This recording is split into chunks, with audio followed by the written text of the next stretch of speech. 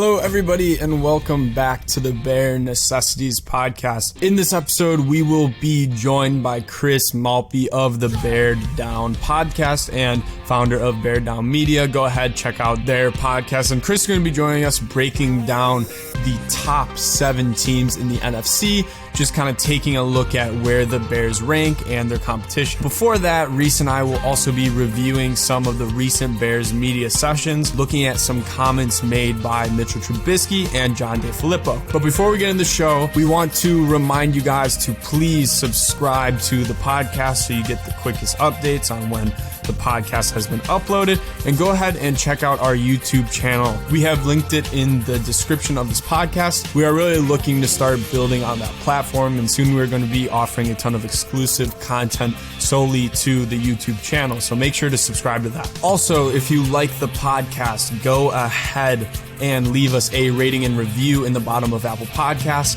Let us know what you like, what you think we can improve on. It really helps out the show's rating, so we would appreciate if you do that. Thank you guys so much once again for joining in to the Bear Necessities Podcast, and we appreciate your continued listenership to the podcast. So now sit back and enjoy the show. Hello, everybody. Welcome back to this week's episode of the Bear Necessities Podcast. Reese, how you doing? I'm doing good. Yeah, just been a busy week and been getting some things done, but I'm excited to come back on here and talk what's been going on with the Bears this week. Yeah, we apologize for not having the best consistency with our episodes recently. I know I've been traveling. I made it a little bit more difficult. I'm taking online classes in the summer. Reese, I know that you've been traveling a lot to see your girlfriend, but we're going to try to establish a more consistent upload schedule with some specific days coming up. So look for that to be coming really soon. But today we have a very special episode. Later in the podcast, we'll be joined by Chris Maltby of the Bear Down Podcast. But for right now, it's just me and Reese, and later in the podcast, we're going to be going over the top 7 teams in the NFC. But for now, we're going to be going over some Bears media comments that have we've been lucky to be blessed with this week. Finally some actual Bears news, and we can just take what the Bears give us, and we don't have to be so damn creative all the time with our episodes. So the first one being Mitch Trubisky saying that he is pissed off in a good way and that he's more motivated than ever. Reese, do you put any stock into this? Do you think that Trubisky's going to have this big breakout year that like some people are thinking he might be after these comments? I don't want to buy too much into it. I feel like Mitch is pretty well media trained, and he usually says the right thing, right? I think that I'm sure he has to be. If he wasn't any more motivated, then there's definitely no chance that he improves at all. I would definitely hope that he has some more motivation. Nick Foles was right there to take his starting job, so I'd really hope that Mitch is ready to take on that challenge. But, in the same right, I think that I think that he is just kind of playing a little bit of the game here and kind of going along with what people, want to hear him say, if that makes sense. Yeah, no, absolutely. The Bears, I'm sure they, prep him before the presser. Like, listen, you're probably going to have to be answering questions about this. He's probably had a long time to actually, think about what he's going to say. So I'm happy that he is taking this positively and not kind of, taking it out on Nick Foles or being mad at Matt Nagy. He even said that he didn't view that his play last year validated them picking up his 5th-year option. I respect that a lot from Mitch. I think Mitch is a good guy. I think he's done a good job when it comes to being a media personality for us. And, I really do hope that he improves. I'm rooting for him. But all in all, I'm still pretty lukewarm on this Mitchell Trubisky resurgence here. I don't think that it's really going to happen, but I'm happy he has the mindset to be doing it. I think it's also good to note that he has been working out with a lot of the Bears players, and it seems like a lot of the Bears players are actually voicing their support for him in the quarterback race between him and Nick Foles. So I'm happy about that. And I also saw he was working with a really high-level trainer. I cannot remember his name for the life of me right now, but I'm excited for that. I'm excited that Mitch Trubisky isn't being a little crybaby about this like some quarterbacks might be. I will say this. I mean, more than ever at this point, I think that it's pretty likely that Trubisky is going to end up being the day one starter. I feel like he's kind of going to have to lose the job, unless, Nick Foles really comes and outshines him in whatever the training camp preseason looks like. We're yet to really know what exactly that's going to be. But I think it's becoming more and more likely that they're going to give Trubisky the shot. At least that's what Pace has been telling us. I know that Pace has contradicted himself from his words and what his actions are before, but it's seeming like the narrative is really going to be that Trubisky is going to have his shot and it's his job to lose. But, with that all being said, I don't necessarily know if he's going to perform any better. Right now, nothing's jumping off to me that he's really going to make a huge step up. And I thought, I kind of went through my head, I said, well, at least he's got all this time to pour over film. But I think in the past that Trubisky's been someone who's kind of poured over all the film, but just doesn't really seem to make a difference. He kind of seems like he's trying to do all the right things, but they're just kind of not working for him in a way, which, is frustrating. And I think it's probably a large part of his frustration with, how he performs. But, it's just a sad reality that sometimes the amount of effort that you put in doesn't necessarily equal great performance. Yeah, and quarterback play is, at the end of the day, it's kind of like some people got it, some people don't. I know someone who was highly touted for their preparation was ex-Bears quarterback Mike Glennon, who prepared all damn day long and also threw an interception on his first damn pass when he was with the Bears. Preparation is obviously good, but you also still have to have a certain level of consistency with that and ability to take that off the field preparation and turn it into on-field performance, which we have not yet seen with Mitchell Trubisky. I hope he can do it, but I have to see it before I believe that he's this new quarterback. I have to see it to believe it, and I feel like it's one of those things as, a Bears fan, you hear and you're like, oh my God, I really hope that he can do it. He might be able to do it. And then, when the season comes around, you're slammed with the reality that he still sucks. But we'll see. I hope it isn't that. But another hot take coming out of the Bears locker room is John Defillipo, the new Bears coordinator, new Bears quarterback coach, came out and said that they have the best quarterback room in the entire NFL and that they're cocky about it. Reese, do you think that this is an accurate statement? I mean, I'm pretty sure most people can guess what I'm going to say is going to be no. This is an accurate statement. I appreciate the confidence, and I think that kind of this confidence. I think a lot of NFL players in the past have touched on it, right? Like Richard Sherman says, you kind of have to say that you're the best. If you don't believe that you're the best, then why are you playing? So I do kind of expect that level of air of arrogance, in a way, or that air of superiority. In a way, I think he's kind of trying to hype up his guys a little bit. In a way, he should. That's his job, is to get them, feeling good about themselves and hopefully, look good, feel good, play good. Hopefully it follows that kind of motto. I think we could list off quite a number of teams that have a better QB room. I think that the Bears have a strong, if Nick Foles ends up starting out as the backup, they have a very strong number two. But I would even say, and a team that jumps out at me right away, the Cowboys, even having Andy Dalton in the back there. Not the biggest Dak Prescott fan, but I think Andy Dalton is pretty great. And really any of these teams that have a solidified, franchise quarterback, I think that already puts them above, because how can you really get any better than that, Yeah, 100%. And I think that you kind of hit on it. The Bears are going to have a really, really good number two quarterback position. Whoever takes that role, if it's Mitchell Trubisky or Nick Foles, you have a really good QB2. But we still don't have a QB1, and that automatically disqualifies you from saying you have the best quarterback room in the NFL. Unfortunately, I think that maybe one of the best quarterback rooms in the NFL is actually the Green Bay Packers, where they have Aaron Rodgers and then, a high upside guy with Jordan Love, who, again, we question the fit, but that's two pretty, that's a decent QB1. That's a really good QB1 and, a decent high ceiling QB2. So I'm happy that they have the confidence. I'm happy that I've actually been really impressed with John Defillipo.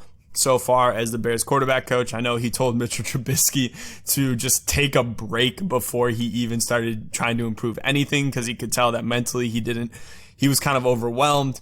So I'm happy that he has that realistic view in that manner. And when it comes to evaluating performance, and that, he's already went through Mitch, he said a lot of what he believes that he could improve on and how to improve it. So I'm happy with John Defillipo, but this statement is, obviously ridiculous. The Bears do not have the best quarterback room in the entire NFL, and it's a ridiculous belief to have, but I'm happy that they have the confidence. Yeah, and I think that, hopefully they can kind of ride that wave of confidence into something great. But, either way you cut it, Nick Foles, Mitchell Trubisky, they haven't really, both of them when they're performing at their best aren't even like the ultimate like game-changing quarterbacks. I think Nick Foles is very steady and good, and he shows up in times where he's needed most, and I think that's really his kind of claim to fame. But Mitchell Trubisky, when he's had his bright spots, it's really the ability to use both his arm and his legs to really kind of put defenses on edge and kind of keep them guessing in a way. But neither of them are really, even with all this confidence, are really going to end up being all that much better than we know about them already. Obviously Trubisky has the most room for growth, but the book's out on Nick Foles. Yeah, 100%. So one final Bears media, take that we've seen recently is Kyle Long saying that he would wait for the Bears to change coaching staffs before he would ever consider returning to the team. This obviously came out on Twitter when someone told Kyle Long to rejoin the Bears, and he was like, listen, don't want to go back with the same coaching staff. Do you think this is more of an indictment on the Bears coaching staff, or do you think that he really was he's a little salty maybe about the fact that he got kind of fired from them? Yeah, in a way it seems kind of petty. He did kind of own up, though. He did say that, I wasn't, I didn't quit. I was fired, So I think there could be a little bit of saltiness in play there, but he has all the right to be salty and to not want to come back. Why would you want to go back into an environment where you're not really welcomed, Yeah. So I do understand that side of it from him. I think it's pretty clear. I think that, Kyle Long didn't really have the best stretch of his career. He kind of battled injuries for a lot of time that Nagy's been here. Unfortunately, Kyle Long really shined a lot when the Bears were probably at their worst, which is a really interesting way of looking at it. But he was a bright spot on some very, very bad teams. I think that, having Kyle Long return is an interesting prospect. And maybe, he's spelling on, obviously there was some friction there. Maybe he's kind of leading on to a little bit that, maybe there's some more issues between Nagy and the players than is led on, into the media. We kind of talk about where it seems like the Bears are pretty well media trained. Seems like they keep a lot of things in-house. We witnessed a lot worse jobs with the media when things are being leaked about, Mark Trestman and all that. We haven't heard anything quite along those lines. Coaches crying in the locker room. Yeah. The real highlights of the Chicago Bears, those were the days back then. But, I think that it'll be interesting to see if there's more that comes out of it, as maybe some more players from this era leave, kind of retrospectively. We're probably going to get a lot better of a glance into what, life under Matt Nagy has actually been like. Even what Kyle Long has told us hasn't really given us any great picture as to, why they had such problems. But clearly there was something going wrong there. Yeah, 100%. I think that's really all you can say about it, is that it's something that you don't like to hear as a Bears fan, but once he kind of explained himself, you understand it. If you got fired from somewhere, would you really want to return and work for the same person? Probably not. It's kind of against our human nature to want to be ever committed to a company that's kind of treating you crappy. They obviously also had Kyle Long take a little bit of a pay cut the year prior, so maybe a little bit there as well.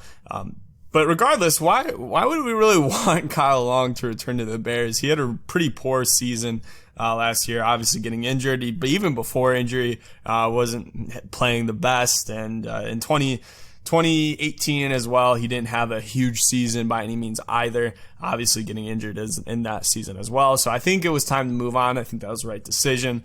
And I hear that he's been cutting down some weight, so I don't even know if logistically speaking that would make sense. He says he's still considering playing football, but it's more likely that he's going to be watching football next year and not actually playing it. So I think that's about all you can say about this. Obviously, a lot of good Bears media chatter for the first little bit of the off season, and I'm excited to have more topics to talk about coming to the future. But for now, we're going to move on to our interview with. We're going to move on to the segment with Chris Maltby of the Bear Down Podcast. So we're going to go ahead and roll that and enjoy the rest of the show. We'll be coming back at you guys with another episode later this week. So thank you guys, and Bear Down.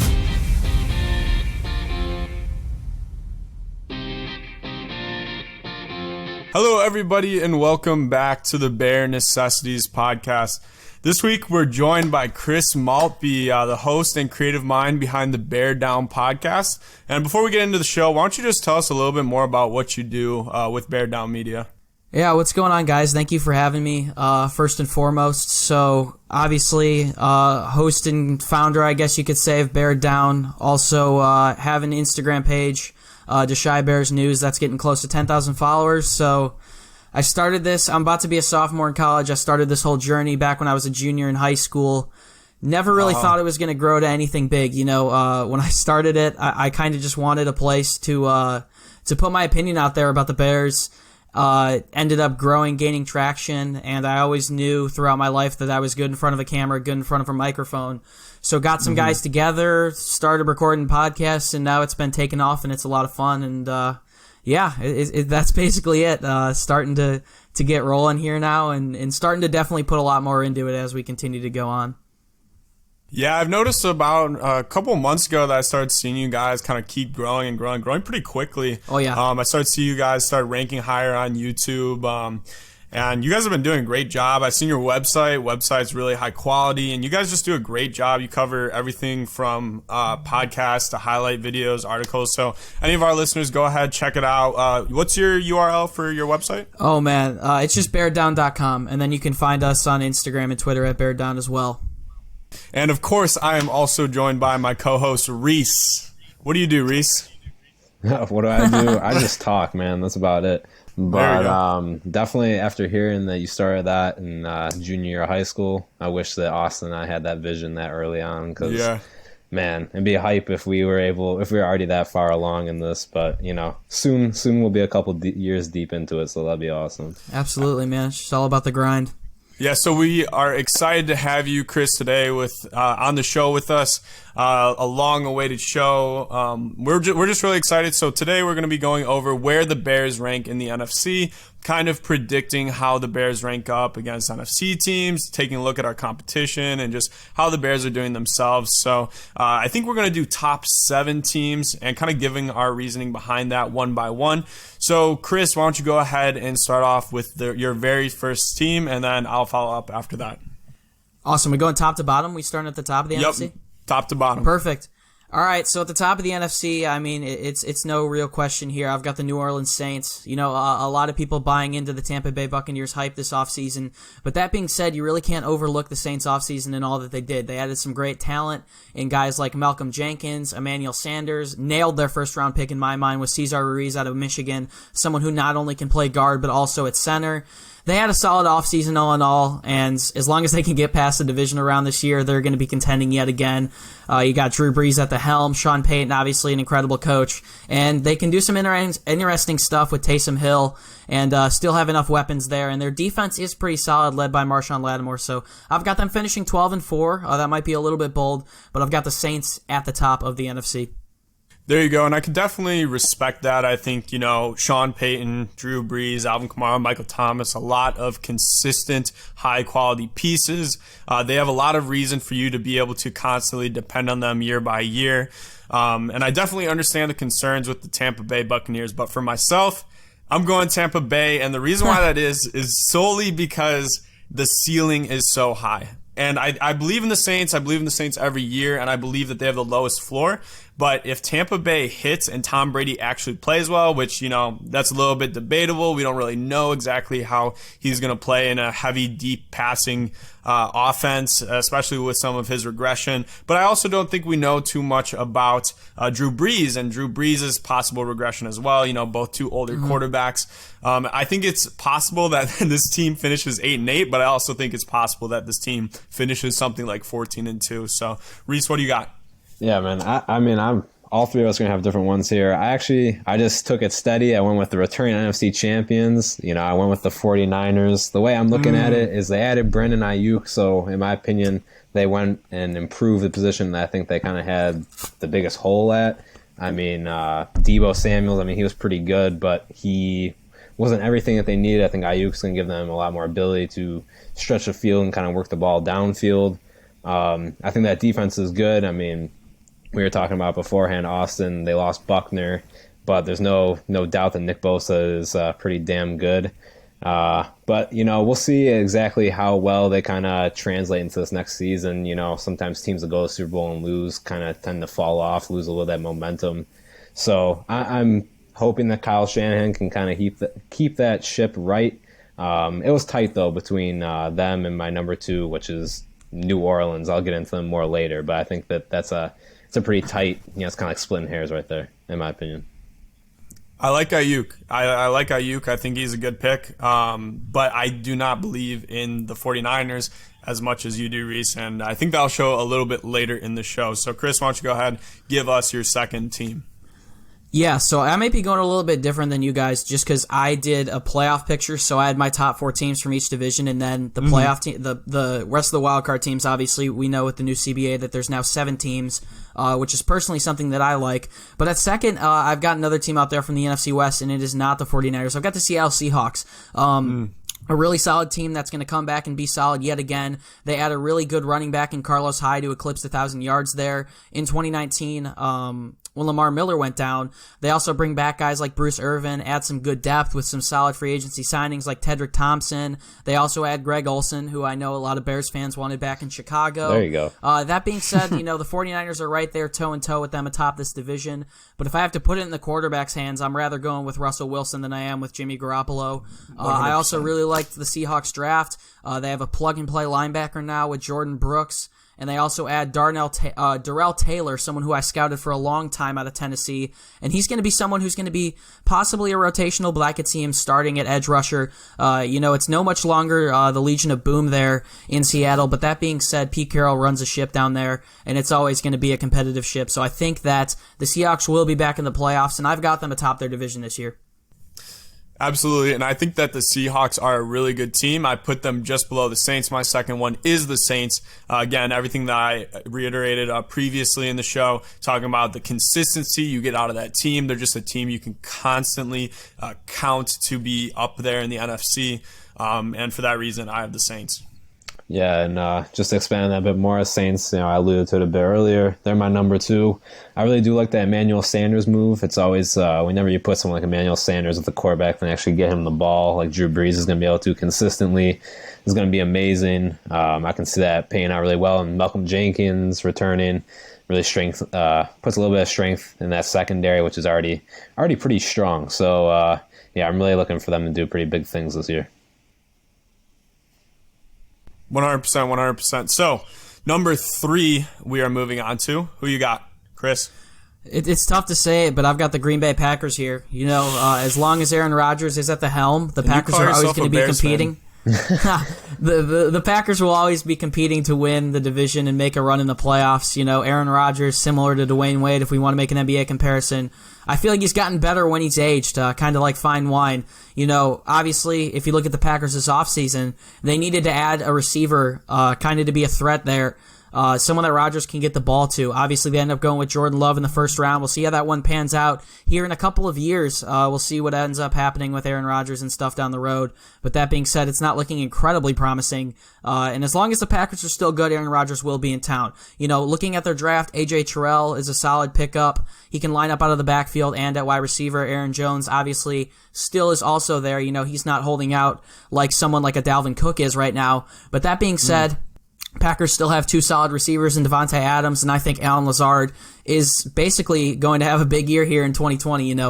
He's someone who's really stayed in the shadows throughout his career. It's his time. He's going to be the wide receiver 2 there. Also, Jake Kummerow, someone I have to mention as well for the Packers, a decent threat there out of UW Whitewater, a receiver that not many people know about, but he's going to get a lot of snaps here in 2020. So the Packers receiving core looking down a little bit, but on the defensive side of the ball, they're looking decent. They added Christian Kirksey. Also, they bring in Wagner there from the Lions. So I think the Packers regressed a little bit. I also think personally that they were one of the most overrated 13-3 teams I've ever seen last year. But that being said, they're still going to be competitive, and I've got them finishing at number 3.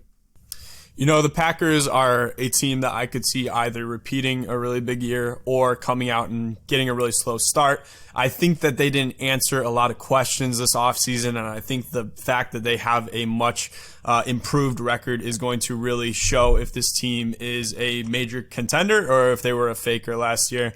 That being said, I also have to say that I just hate that you compared someone from Chicago in D. Wade to Aaron Rodgers, one of my favorite basketball players. But no, it's all good. Absolutely right. Aaron Rodgers is absolutely a stud.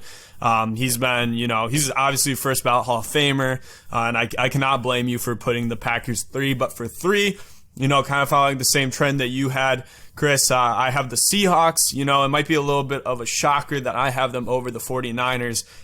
Again, I do not believe in the 49ers in the same way that Reese does. I think that they had a lot of uncharacteristic years out of their players, which is a recipe for regression. I believe in Russell Wilson. I believe that they should have beat the Packers, and I believe that they should have been in the Super Bowl last year. And Pete Carroll, love him. So go ahead, Reese. Yeah, I had to give a little bit of NIU love, because 49ers got Jimmy Ward on them, as a former NIU player. So, I always got to show a bit of love to Kenny Galladay, too, on the Lions, just kind of rep where some of these NIU players kind of pop off. But, 3, I had Seattle Seahawks. Honestly, one thing I want to say about the Seahawks is DK Metcalf. I'm really looking for I know he had a quite good production in his rookie year. I think he almost got to 1,000 yards. But I think that, this could really be a year where he kind of pops off. I mean, I think we're all kind of expecting Russell Wilson to have a pretty big year. Even the media, it really kind of seems like we're churning up a lot of good press about Russell Wilson. A lot of big things, supposed to be happening. So DK Metcalf, if that's the case, should definitely be a big recipient of a lot of that success. And like you alluded to earlier, Chris, no longer the Legion of Boom, but this is still an offense that can get it done, and defense is still capable. Wagner is still there. Yeah, so I mean, there's we'll see how it all works out, but I think the NFC West is going to be very competitive. Either way you split it.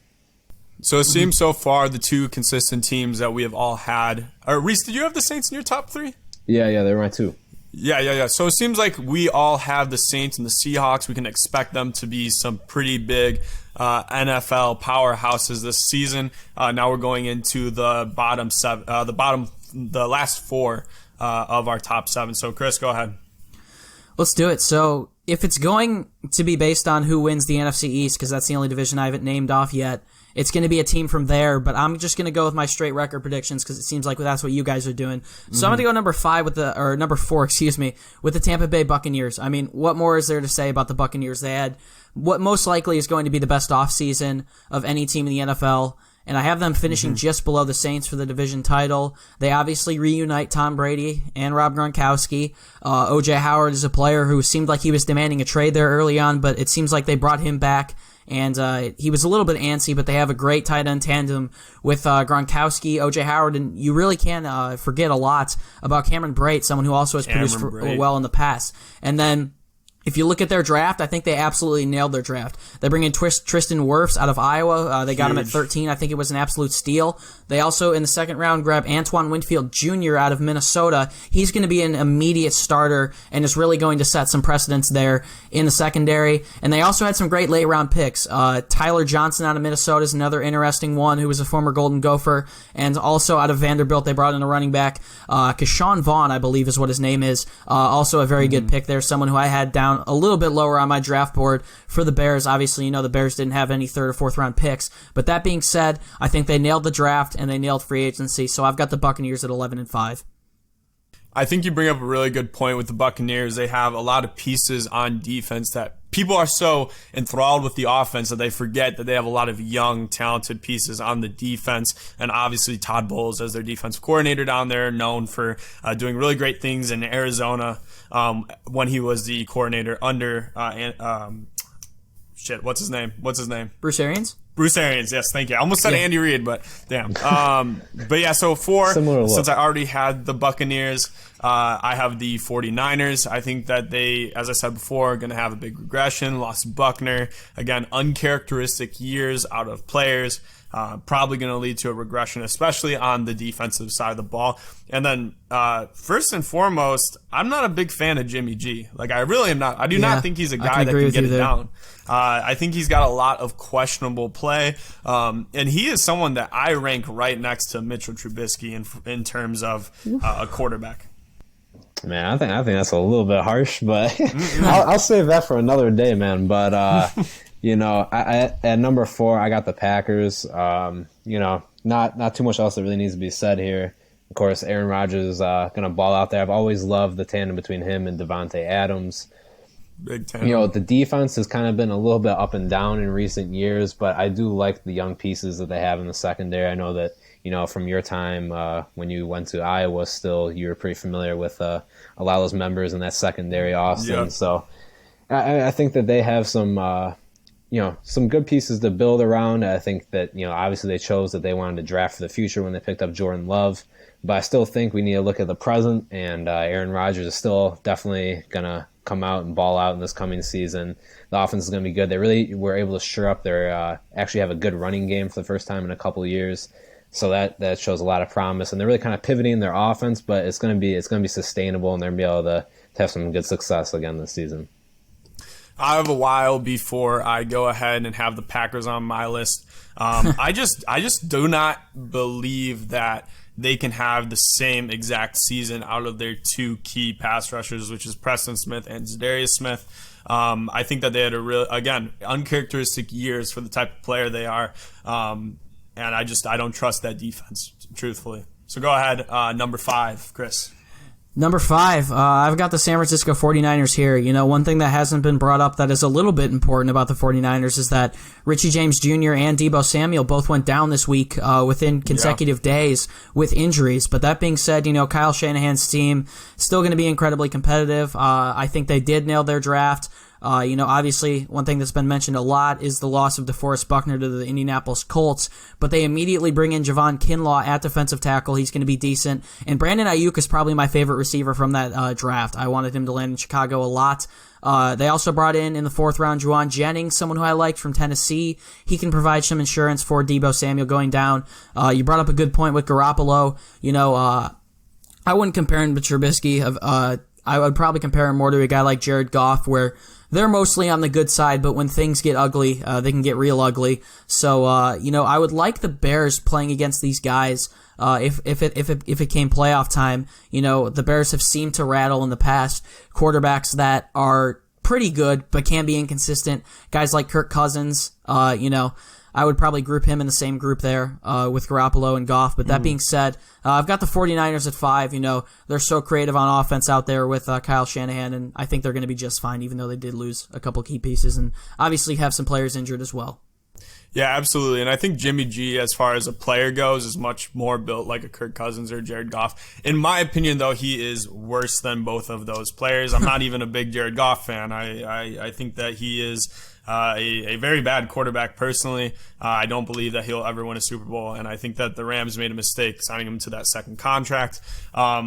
Kirk Cousins, he's a hard character to kind of figure out right now, but definitely more in the mold like that. I just think he's got a lot of the bad play of Mitchell Trubisky as far as a ranking or tier goes. But for my number 5, I finally have the Chicago Bears. And it may be a little bit soon. It may be some hometown bias, but I think that we have addressed a lot of our needs. I think we have a lot of big additions at tight end. I think that the OL, the offensive line, it's improving. It has some interesting pieces with Ifedi and Spriggs, and also as far as the coaching side. And I expect a lot of growth from young players. I believe that this team can win the NFC North. I believe that they can. I think that they should win the NFC North, specifically when you look at the schedule. I don't think that we have a difficult schedule whatsoever. I think I believe it's bottom 5 in Vegas odds as far as difficulty. It's a third place schedule. Yeah. Yeah, it's a third place schedule. And honestly, if the Bears don't win at least 9 or 10 games, that is really indicting on this Bears coaching staff, because the Bears have the talent. The Bears, they, obviously we had Nick Foles, and we should have some improvement at the quarterback position. And we went 8-8 last year. And when you bring in pieces like Robert Quinn, Jimmy Graham, which I'm not a huge fan of, but also adding to the tight end room, and obviously Cole Kmet and tons of other young players, I think that the Bears have the opportunity to really win the North and cement themselves as a top 5 team in the playoffs. Yeah, my number 5, I think, you touched on schedule there for the Bears, and as it plays, it's a big criterion why I chose my 5th place team to be the Cowboys. I think it's because the NFC East, in my opinion, is probably one of the weaker divisions in the NFL. I mean, they basically get 2 freebies against Washington, who is getting tougher. I mean, they add Chase Young, so that's going to be, putting some pressure on Dak Prescott. But, I think that, it's finally time to put one of those NFC East teams on there. They added CeeDee Lamb. Yeah. So he's going to be stretching out the field, and I think it's going to add, Amari Cooper is great, but, they didn't really quite have that dynamic last year, and I don't think I think maybe it's a little bit of a shortfall in Prescott's game, too, his ability to really, huck that deep ball. But I think we'll see a little bit more dynamic offense, of course, bringing in Mike McCarthy, changing up the coaching scheme a little bit. I'm really interested to see kind of how that, changes things in the offense. Of course, his time with the Packers was, he was able to pick up a Super Bowl and get that ring. But, it kind of ended rocky, and the way that things ended between him and Rodgers, as far as how they wanted to work the offense and all that, where there's a bit of falling out there. So it'll be interesting to see how he fits in there. I think their defense is actually pretty strong. And, of course, DeMarcus Lawrence, one of the better pass rushers in the league. They have a decent secondary. I'm curious to see. I know their nickel this year is going to be Jordan Lewis, who I'm familiar watching, back in the Michigan days. And, I'm curious to see how he kind of sticks on there. I know that he can be very successful in that position. So I'm excited to see what they'll do. I know national media always really likes to blow up what the Cowboys' success is going to be. There's always media flying around them. Mm-hmm. But I think it's fair to say that they'll probably be in the playoffs just based off the fact of how easy of a ride that division is going to give them. Man, there's very few coaching situations last year that you could have said that Mike McCarthy would be an improvement over going into this season, and I actually do believe that he is an improvement over Jason Garrett. So I think the Cowboys are going to improve a little bit there, but I'm not as high on you as they are. So 6. I've got the Dallas Cowboys. They had a solid offseason. Obviously they add CeeDee Lamb. They bring in a familiar face to the Bears with HaHa Clinton-Dix. Bring back Dak Prescott, a quarterback I'm actually fine with personally. With the franchise tag, that may be a little bit much to ask, but seeing how much money he's asking for, it's fine, I guess. Mm-hmm. They had 2 incredible cornerbacks who I'd rated very highly in the NFL draft, with Trayvon Diggs and Reggie Robinson, who is teammates of Trevis Gibson. Obviously, the Bears' 5th-round pick. He was selected in the 4th round. And I think they got 2 very good steals with their last 2 picks, in Tyler Biatz, a center out of Wisconsin, and Bradley Anae, an edge rusher from Utah. Both had really high draft grades. Just in general this year with the coronavirus draft, I think a lot of players slipped. I think you could argue that the Bears got 2 first-round talents in the 2nd round with Kmet and Jalen Johnson, but that's a discussion for another day. That being said, I think the Cowboys nailed their draft. They got their guy back in Prescott. I think they will finish atop the NFC East. I've got the Eagles just below them, but that being said, Cowboys, they got CeeDee Lamb, and they're looking to be good under McCarthy, so I got the Dallas Cowboys there at 6. So for 6, I finally have the Packers. I think the Packers and the Bears are very similar teams in different ways, whereas I think that the Packers, they might see a regression, but the Bears, with all the money we spent this offseason, we should see some sort of improvement, and then also obviously schedule differences. I don't like that they didn't add another piece on offense. Obviously, Gutekunst's coming from the past regime, kind of the same idea of not really addressing issues in the offseason, except for obviously his one offseason prior to this one where he took in Zadarius Smith and Preston Smith. They're going to have a much harder schedule, much harder schedule. And I think that last year they benefited a lot from an easy schedule. I could see the Packers finishing above the Bears and even finishing as high as 3. I remember one of you guys had them at 3. I could absolutely see that. I'm just not super confident in the Packers repeating this past season. And I think that Aaron Rodgers, we give him a lot of credit, and he obviously deserves that, but we also sometimes don't know his health going into a season and just how he will perform. Packers 6. Yeah, I think with the Packers, just before I move on with my pick, I think that, between them and the Bears, it could be pretty close, and, I think that you could argue, both ways. I just think the stability at the quarterback position is exactly why I'd put them over the Bears. Not to get in this huge debate about quarterbacks, but that's a fair point. We don't really know exactly who's going to be starting for the Bears. I think the Bears definitely have a superior defense, but I think on the reverse, you have to say that at least right now, that with just the stability and the excellence that Aaron Rodgers gives them, you have to say the Packers have the superior offense. But getting into my 6, I finally have the Tampa Bay Buccaneers. The reason why I have them a lot lower than you two, of course, I like Tom Brady, big Tom Brady fan. I will acknowledge that his performance was not nearly as great last year.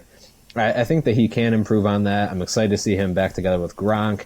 I think Gronkowski is probably one of the best tight ends to ever do it. I'm just not 100% sold on the defense. I know they are young, so to me it's just kind of a prove it kind of situation. I know they have the pieces there. I just need to see it all kind of coalesce. But I do believe in Bruce Arians. What he did with the Cardinals was he really turned that team around from a pretty dark place, and I'm pretty sure he can do the same thing with the Buccaneers. I'm not sure if it'll be this season, but I could definitely see it happening in the future. But I do think they have a really fair shot at the playoffs. The Panthers don't really look to be amazing. The Falcons have been on a pretty long downward slope since that Super Bowl appearance, so they should be able to pick up some easy wins there. 100%. All right, the final team that is going to be in the playoffs. Chris, who you got? All right, let's do it. First off, just to name a couple of my bubble teams, I've got the Minnesota Vikings, the Philadelphia Eagles, the St. Louis Rams, and the Arizona Cardinals. I like what the Cardinals are doing, but that being said, I think they need a year to get under their belt before they can make the playoffs. How could I not put the Bears here at 7? I've got the Bears at 7, finishing 10-6. You look at everything that the Bears did this offseason. You talked about it earlier. They spent big time, and I think they're going to get big time payoff. Looking at the defensive side of the ball, obviously they bring in Robert Quinn, who had 11.5 sacks last year with Dallas alongside DeMarcus Lawrence, and it's not a knock on Lawrence, but I would rather work alongside Khalil Mack with him. Obviously, you got Akeem Hicks back healthy. They bring back Trevathan, who makes a lot of sense. He makes a big impact on that defense. I don't think it's really noticed, but he really is the leader of the troops on that defensive side of the ball. You head over to the secondary. One thing that was big when HaHa left town, you need Eddie Jackson back at free safety. They bring in Tashawn Gibson, someone who had 51 tackles and 3 interceptions at the strong safety position there with the Texans in 2019. So Eddie will see a lot of snaps at free safety. Gibson is also someone who can move back over to the free safety position if Eddie goes down. Hope that doesn't happen, obviously, but injuries are inevitable in this league. And then you look at the offense, I agree with you. I wish they would have done a little bit more alongside the offensive line. That being said, I think Ifedi being back at guard, something about it just makes me a little bit hopeful. Obviously, we have Nick Foles in Chicago, so we're either going to be seeing an improved version of Mitchell Trubisky starting week 1, or we're going to see Nick Foles, and hopefully he can get it done as well. Anthony Miller, if he can stay healthy, is set to have another big year. He was great in the last 8 weeks of the 2019 season. I think he's going to be able to step up big time if he can stay healthy. And then, obviously tight end was another place they need to address. They got a Y tight end, a classic Y tight end with Demetrius Harris, and they're going to be running some 2 tight end sets for sure with Jimmy Graham and Cole Kmet. Obviously, Graham probably on the latter half of his career, but still will have some great stuff to teach to Kmet. And I hope David Montgomery can break 1,000 all-purpose yards again, hopefully 1,000 rushing yards. And hopefully, Tariq Cohen's got to figure it out as well. But I think the Bears did too much right this offseason to trend downwards again. I agree with what you said earlier. I think anything under 9 wins is a disappointment. So I'm going to go with 10-6 for the Bears, and I think they're going to sneak in here at the bottom. Yeah, and I think 9 wins is a really good statement because, honestly, even this Bears team last year, if they had the schedule they had this year, I think that they would have gotten even more wins than 8-8.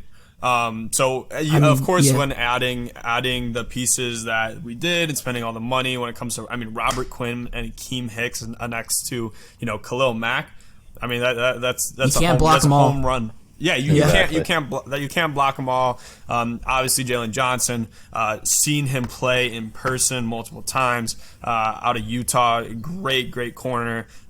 Really shocked that he fell as far as he did, especially looking into even in his season last year. Can't remember if he came out as a junior or a senior this year. He had a great season that previous year as well. Bears looking to be a pretty good team, but obviously I already had them higher. So my 17 is finally the Cowboys. I'm not a Dak fan, but Ezekiel Elliott, Amari Cooper, CeeDee Lamb, how could you not put up somewhat good stats with those top 3? Obviously, a declining offensive line than what they were known for a couple years ago, but still a good team. Defense is had a little bit of a regression last year, but still decent. And obviously they had some good ads like Trayvon Diggs. I don't know how sold I am on him. He seems to be a little bit more traits than actually a solid corner, and not the type of corner that I would particularly like to draft. But obviously someone who has a lot of upside, and then obviously losing Byron Jones at safety. So Cowboys at 7. I'm right with my guy Chris with 7. I could put in the Bears. Pretty sure we had exactly the same bubble teams too, with Vikings, Rams, Cardinals.